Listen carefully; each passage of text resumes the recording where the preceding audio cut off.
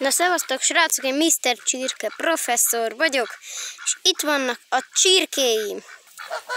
Keményen menni kell utánuk. Látjátok? De ez amúgy így is megy, tehát egyik kéz, másik kéz, és csak a telefon van nálam. Más nincs. Nem úgy, mint a másik videóban, hogy cseprővel hajtom őket. De az a bezárás volt, és ez itt a kakas. Meg ott volt egy kottósunk, ez nagyon szomorú hír, mert hogy megölte a kis csibét. Tudom, furcsán hangzik, hát de eltaposta a szegényt. Sajnálom. Ez itt a kakas, ez egy nagy kakas. Ez a barátomtól amúgy Félix-től lett elhozva.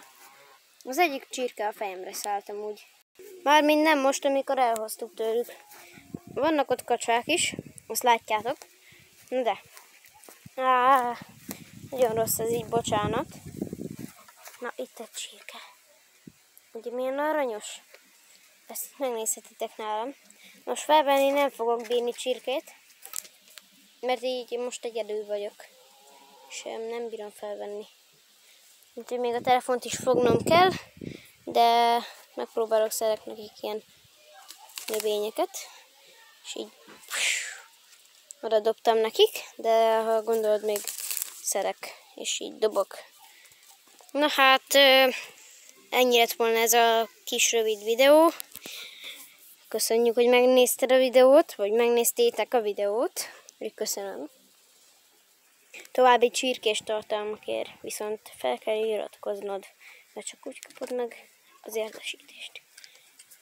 És de tényleg, please iratkozzatok fel, hogyha megnézitek.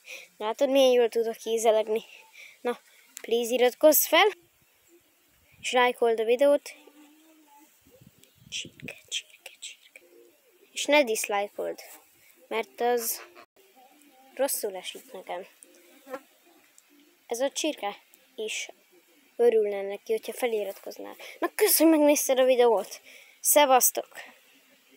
De remélem még egyszer, hogy megnézitek többször, hogy gyűjjön a feliratkozás. Küldjétek el a másik embernek. Adtak otlós, látjátok? Hát ez az első fekete. Na, mindegy. Szevasztok, köszönjük, hogy megtekintettétek ezt a csodálatos csirkés tartalmú videót. Iratkozzatok fel, lájkoljátok, és többször is nézzétek meg, küldjétek el, és köszönöm komolyan. Ha ezt végignézted, mester vagy. Köszönöm, hogy megnézted a videót. Szevasztok!